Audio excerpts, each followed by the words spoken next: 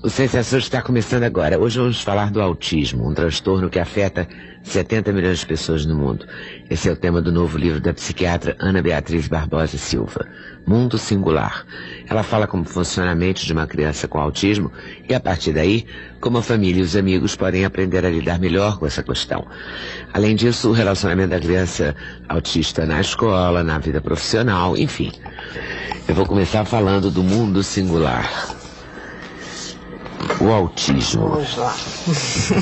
Deve ser um diagnóstico assim muito forte, né, para uma família. Muito. Né? Eu costumo dizer assim que toda vez que a gente dá um diagnóstico de autismo e que a gente tende a dar precocemente, antes dos 3 anos, e deve ser feito assim, os pais passam por um luto. Não um luto assim de perda daquele filho, mas a perda do filho perfeito que eles esperavam.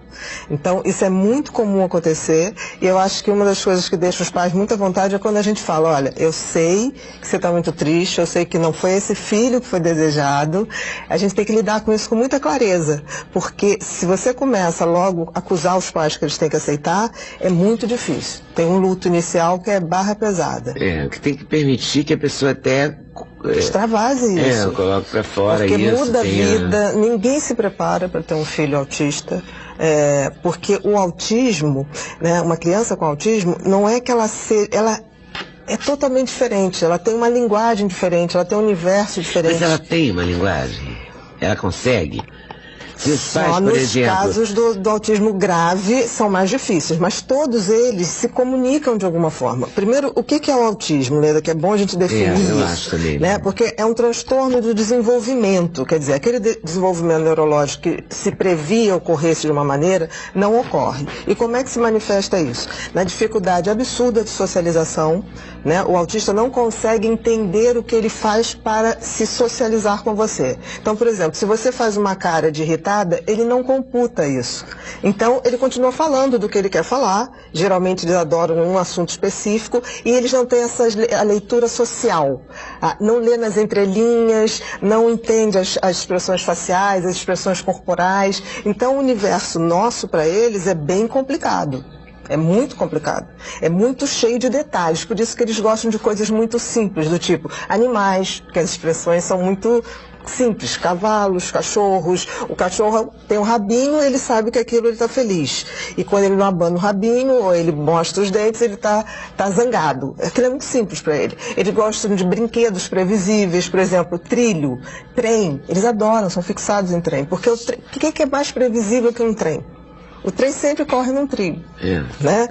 Então, eles têm uma cabecinha como se fosse assim, muita lógica. É tudo muito lógico, como se fosse um computador. Eles têm um raciocínio muito lógico.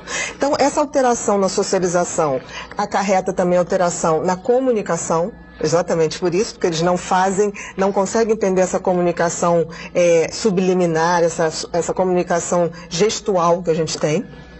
E também alteração de comportamento. Eles vão preferir sempre coisas muito lógicas e repetidas. Então, por exemplo, ele cria uma rotina. Almoçar a tal hora, jantar a tal hora. Aquilo ele procura cumprir rigorosamente, porque aquilo dá uma tranquilidade para ele. Porque o nosso mundo para eles é um mundo de excesso de informação. Por exemplo, um autista... eles têm razão. Porque eles têm profunda razão. Por isso que a gente tem que fazer um papel de tornar o nosso mundo mais acessível para eles. Porque eles vão ser estrangeiros em qualquer lugar, nós não. E tem uma causa? Tem, a causa genética. Então nada a fazer. Nada a fazer no sentido... Assim, até nascer. Depois de nascer, a interação da família. A estimulação cerebral. Mesmo que você não consiga a socialização, deve ter um jeito de estabelecer uma comunicação, né? Tem sempre, Leda. E tem uma coisa bacana, assim, que a gente diz, não fala nem que o autismo é uma doença única. A gente hoje fala o espectro autista. O que significa isso? Você tem desde pessoas que têm traços, e todas elas vão ter em comum a dificuldade desse relacionamento com o outro, de entender o outro. De se fazer entender e entender o que o outro pensa. Então você tem desde um traço leve, que são geralmente aqueles nossos amigos mais ermitões, que se comunicam pouco, vivem sempre sozinhos, mas são gente boa, trabalham, são competentes no que fazem, até o autista grave, que é aquele que não aprende a falar, tem muita dificuldade em socializar realmente. E no meio disso você tem a tal da síndrome de Asperger, que são aqueles autistas que não apresentam alteração intelectual, são todos inteligentes, não apresentam alteração de comunicação, se comunicam, em geral aprendem a ler e escrever sozinhos, mas têm uma profunda dificuldade de socialização. Eu vou te dar só um exemplo. Tenho um menino autista de 16 anos e ele chegou agora numa fase que ele, dormindo, ele falou: tia, fiz xixi na cama depois de muito tempo. Eu falei: poxa, mas agora? Ele falou: mas xixi é diferente, é branco. Aí eu falei assim: e você se sentiu mal? Ele falou: não, me senti bem, mas achei absurdo, porque eu já sei fazer xixi, eu já sei me limpar, eu já sei isso tudo há muito tempo. E era ejaculação. Né? E aí depois eu expliquei para ele o que era, e você tem que explicar como se fosse um manual, porque eles têm uma cabeça lógica, eles entendem tudo. Aí ele falou: tá bom, então como é que é o beijo? Aí eu peguei aqueles bonequinhos que tem de teatro e fui ensinar. Aí ele: tá bom. Falei: então, João, você pega, aproxima a boca, quando tiver bem assim direitinho uma boca na outra, você põe a tua língua levemente na boca da menininha e faz movimentos leves. Aí ele fez assim pra mim: ah, que nojo. Aí eu falei: não, João, porque quando a gente gosta não tem nojo. Aí ele falou: tá bom, então vamos lá. Aí a gente vai fazendo tudo direitinho. Um mês depois eu voltei: e aí, como é que foi? Ele falou assim: olha, eu acho que eu fui bem. Eu falei: mas por quê? Porque ela não me rejeitou, não me empurrou. Isso é um bom sinal, não é, Bia? Assim, tudo é muito matemática. Eu falei: excelente sinal. Mas você gostou? Ele olhou para mim: olha, eu acho que treinando muito eu vou gostar, mas para falar a verdade eu prefiro meu videogame. Eu acho isso muito bonitinho, porque ele pede para aprender, né? De alguma maneira a gente vai trazendo ele para o nosso mundo. Então é um raciocínio muito diferente do nosso, mas ao mesmo tempo é deslumbrante, porque, por exemplo, um autista é incapaz de mentir. Ele é incapaz de simular sentimentos que ele não tem, ele é incapaz dessa riqueza que a gente tem, né, de mentir. Essa falsidade social. Exato. Ele não tem, porque ele não tem nem a leitura do social. Ele não tem essa falsidade. Você tá linda. Tô bem, tá linda, tá horrorosa. E ele não tem. Então, o autista, quando te diz, ou te faz uma demonstração de afeto, ou te dá um beijo, aquele beijo, aquele afeto é muito verdadeiro. É muito. Isso é tocante, assim. Agora, no tocante à família, deve ser complicado esse passo a passo todo dia, né? Diário. Muito. Porque... Tem alguma coisa que pode ajudar, além da psiquiatria propriamente dita? Tipo, você falou em cavalo. Aí eu fiquei imaginando se existe uma terapia com cavalos, que agora eu esqueci o nome, mas que funciona para pessoas com problemas cerebrais. Os autistas... Será que funciona, assim, natação, cavalo, exercício físico? Tudo depende muito qual o hiperfoco dele, qual é o gosto dele. Por exemplo, tem animais em geral... né? Exatamente. Animais em geral eles gostam muito, porque é fácil a comunicação. Eles entendem, porque os animais têm poucos recursos faciais ou gestuais, é bem limitado. E aquilo para eles é maravilhoso, porque eles conseguem entender e conseguem se comportar dentro daquilo. Como é que se trata um autista? Com terapia, com psicanálise ou com psiquiatria? Não, a coisa mais interessante é o seguinte: o autismo... Toma remédio? Muito pouco. O remédio, né, que a gente faz para o autista, na realidade, é uma maneira de deixar ele menos agitado, menos hiperreativo ao mundo, porque, por exemplo, se você falar alto, ele já se desespera, você tem que falar sempre num tom baixo, para que você possa trabalhar o que é o verdadeiro tratamento do autismo, que é o quê? A terapia comportamental. Porque de 20 anos para cá, a gente descobriu uma coisa: o cérebro é que nem nossa musculatura, ou seja, malhando, ele se desenvolve. No caso do autismo, você tem poucas estruturas de sinapses, os neurônios se comunicam menos, por isso ele tem menos percepção da realidade. Então, o que a gente faz? Literalmente uma ginástica, um brain gym, é uma ginástica cerebral de treinar, ensinar que quando você chora, você está triste, que quando você faz um ar assim, você está irritado. Quer dizer, é um treinamento, e a coisa mais interessante, Leda, é que eles ficam fascinados em aprender. Porque aí eu faço assim: mas essa cara assim é que a gente não está gostando. Ele: pô, mas você disse que aquela outra cara também não estava gostando. Então você é obrigado a se rever né, em cada detalhe. E eles geralmente desenham muito, muito bem. Então, o que eles não sabem se expressar com uma palavra, eles desenham de uma forma fenomenal. E tem os autistas ainda, 10% dos autistas são mais complicados em termos assim, da gente entender o cérebro, que são os savants, que em francês são os sábios, que são crianças com um extraordinário conhecimento em uma área. E é uma ilha de conhecimento cercada por muitas deficiências. Então, por exemplo, a gente tem, você se lembra daquele filme do Rain Man, Dusty Hoffman, você lembra, né? Que é o caso do Kim Parker. Bill Gates também.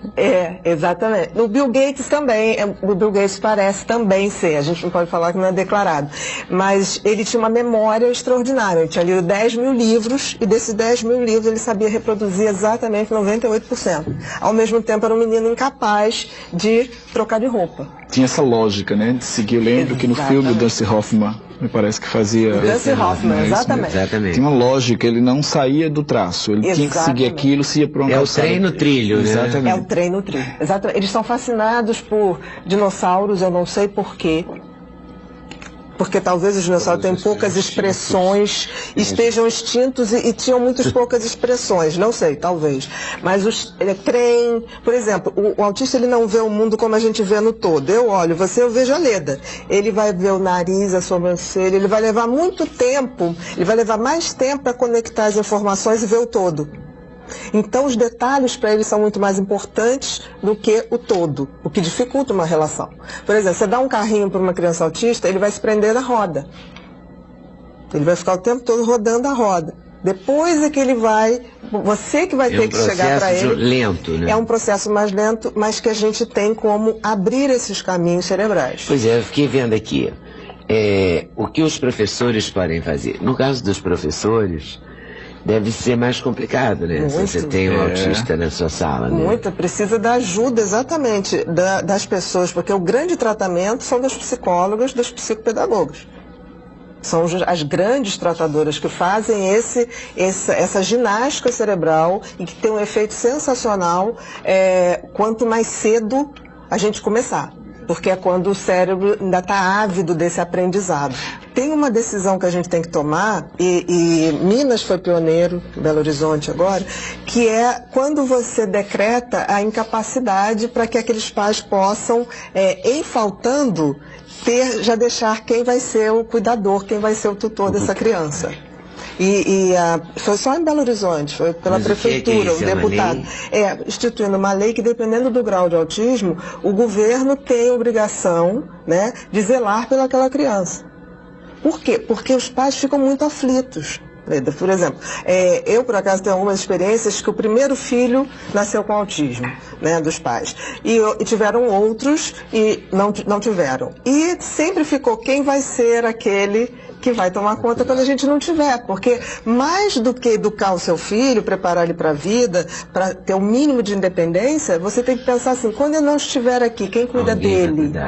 Então tem essas coisas legais, como por exemplo, como vai tratar a sexualidade? Vai deixar uma criança com autismo ter filhos? Porque ele pode ter 40 anos, ele continua sendo uma criança, né? Muitas vezes. Então, como é que uma criança desprovida vai cuidar de outra criança?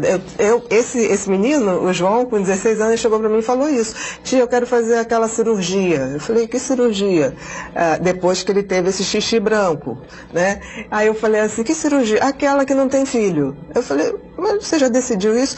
Tia, como é que eu vou ter um filho? Como é que eu vou cuidar de um filho? Quer dizer, ele já tendo... Você veja que ele tem uma consciência das suas possibilidades. Ele está tendo tanta noção do mundo, do nosso mundo, que ele fala assim, como é que eu vou pagar uma escola? Como é que eu vou ganhar para pagar um condomínio? Eu falei, João, você está muito evoluído, porque ele assim, tipo, eu já quero fazer. Eu falei, não, você só pode com 18 anos querer. Ele falou, mas eu vou querer fazer. É uma irresponsabilidade eu ser pai. Eu achei tão bonitinho a noção. Isso é justamente sinal de que ele não é tão irresponsável assim. Não, é sinal de que ele está conseguindo entender o nosso mundo.